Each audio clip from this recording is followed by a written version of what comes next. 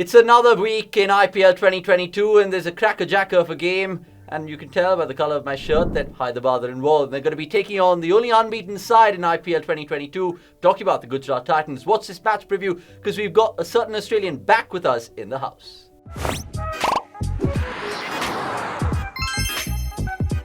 Yes, boys and girls, I'm talking about Dirk Nannes, who'll join us for this preview. But first and foremost, watch this video entirely because Mr. Milestone, their prize is up for grabs. And of course, there's also a chance for you guys to feature on our show by watching the CDC fan cam. Right, with that done and dusted, we can get Dirk on, who's had a good barbecue, I reckon, on a Sunday night, the time of shooting this. Dirk, how are you? I'm very well. I've had the Hodge family over, Brad Hodge and his family over. They've just walked out the door. It's been a good night. Yeah, I'm sure there's definite IPL conversations on that dinner table, but we'll be having conversations about the IPL as well. Let's get straight into it because it's contrasting fortunes between these two teams. We'll start with Gujarat Titans because they've been unbeaten, like I said. How do people beat them going forward in IPL? Look, they're going so well. I think we're going to see their depth challenge. I think in the last game we saw their fifth bowler get really challenged. The combination of Nakanda, the first gamer, Tawatia, between them they went for 61 runs off their 4 overs. And I think that's going to be the case for every single team. I think now that the teams, or the competition rather, has gone out to 10 teams, I just don't think there's that quality depth when teams get challenged with injury. Varun Aaron's gone, so now you start thinking, right, what's the depth like? And so I think now we're starting to see, if there are injuries coming in, how good is the depth of all these teams? We know that the GT's best team is fantastic. We've seen that in the first 3 games. They've been amazing. Imagine that, a new side coming into the competition and winning their first 3 games. But yeah, I think now we're seeing it with Gujarat getting tested. They managed to squeak through in the last game, but I think going forward, can they continue winning with injuries in their side? Yeah, that's a question which a lot of Gujarat fans will be asking going ahead in the tournament, like you said. But one of the biggest positives for them is the pacers, especially in the power play. Do they possess the best pacers in this league? I just think they've got great variety. You know, they've got someone like Hardy who can really bowl short balls well. They've got fast pace. They've got controlled swing. I just think they've got a little bit of everything. Rashid Khan's a superstar. I just think that them as a package is really compelling. And I think they've constructed a really good bowling unit. And they can call on anyone at any time. I think that's the beauty of their bowling lineup. They've got options that can bowl at every stage of the game.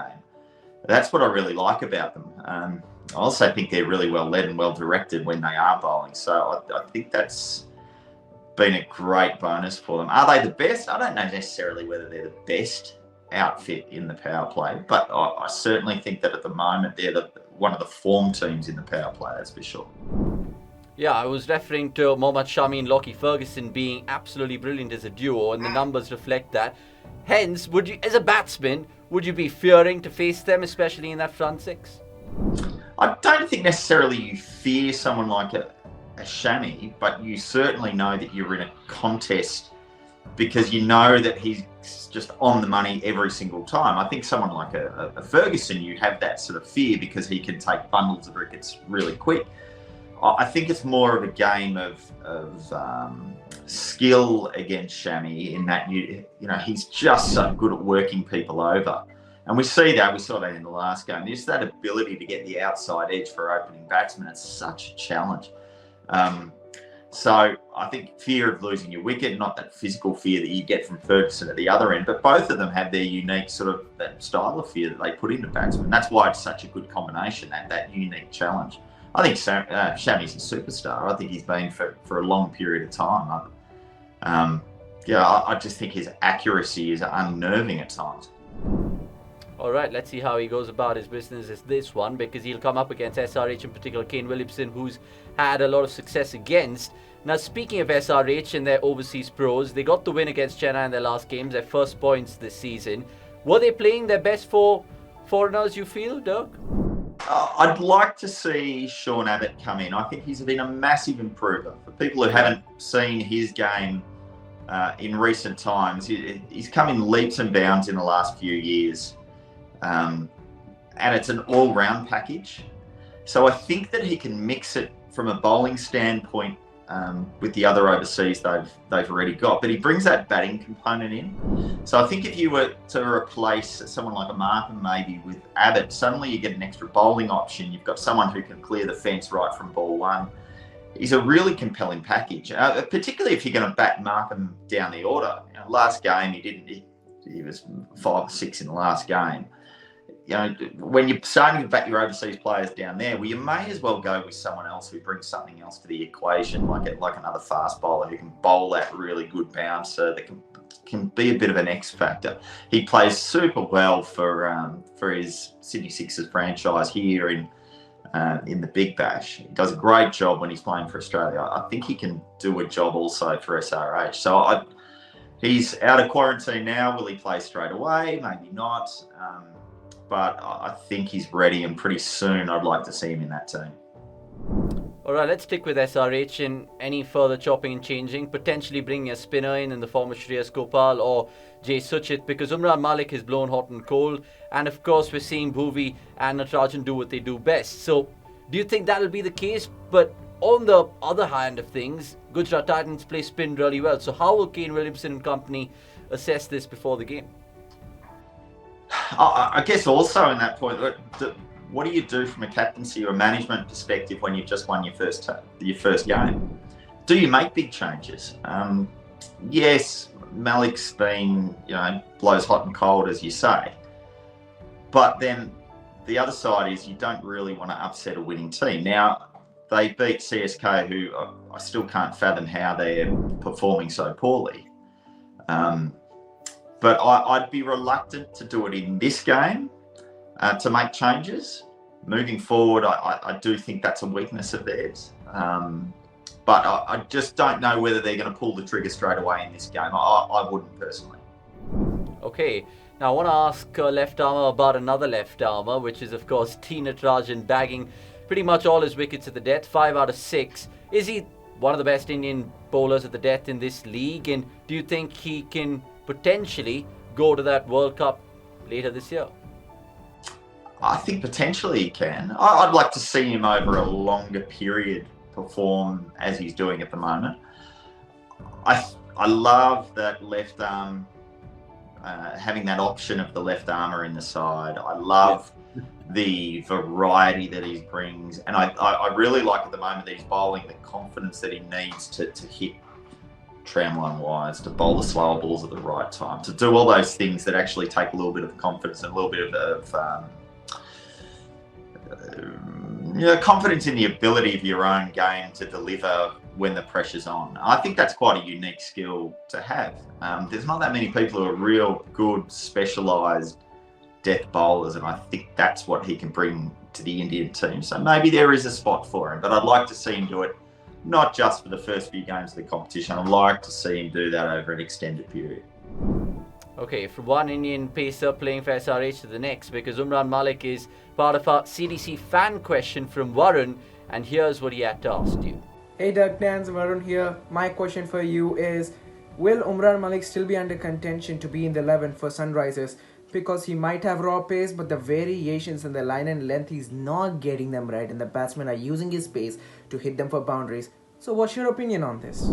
I think he lacks variation. I think he's a really raw bowler at this stage in the T20 format.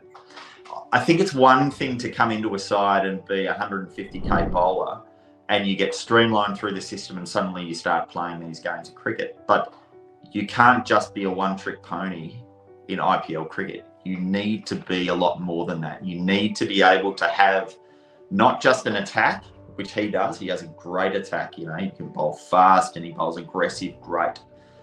But in the IPL, that's not enough because people are used to facing that sort of pace. So you have to have also a defensive game in your fast bowling plan.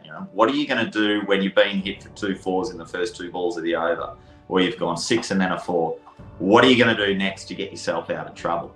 And so that's the issue that he has. I just haven't seen a really good defensive game out of him to get himself out of trouble when things aren't necessarily going to plan. And I think that's a problem across the board. I think a lot of coaches do that. They coach for when people are bowling well.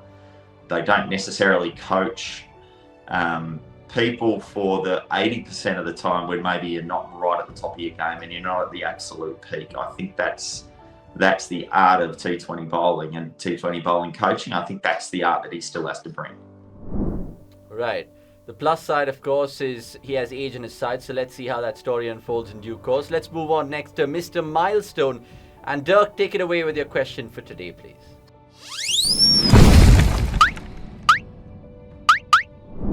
I want to know who needs 2 wickets to reach the milestone of 100 IPL wickets. Super. You can let us know in the comments below, viewers. That's a cracking question that Dirk has given you all. So let us know in the comments and then have a chance to win a goodie bag from cricket.com. Right, let's wrap up this match preview by asking Dirk his predictions. He's got quite a few wrong this season, but we'll let him off the hook. Are you going to be siding with the orange like I am doing in this one, or are you going to be backing Gujarat Titans to make it 4 out of 4? Well, I want to ask you, have I actually got any right yet? I think I got one right where I said that whoever wins the toss is going to win the game. I think I got that one right. Yeah, everything else I've gotten wrong. No, I was politely going to say no, but you can have a crack at this one. I think pound for pound, I think Gujarat are a far better team. I love the firepower that Gujarat bring. I just feel as though they're the winning side in this contest. Again, though, I keep coming back to the coin toss. I think it's playing a huge role at the moment. These nighttime games, it's having a massive impact. If Gujarat win the toss, they win every single time. I think if SRH win the toss, it's a 50-50 game. All right, let's see how it really transpires out there from the D.Y. Patil Stadium in Navi Mumbai. It's going to be a Monday night mayhem, so to speak. But we'll leave it there. Thanks for watching cricket.com. Subscribe. And, of course, tell your friends to share this video as much as possible. Until the next time, it's a goodbye from Dirk Nannes, of course, and me, Avnish Hegde, from the cricket.com headquarters.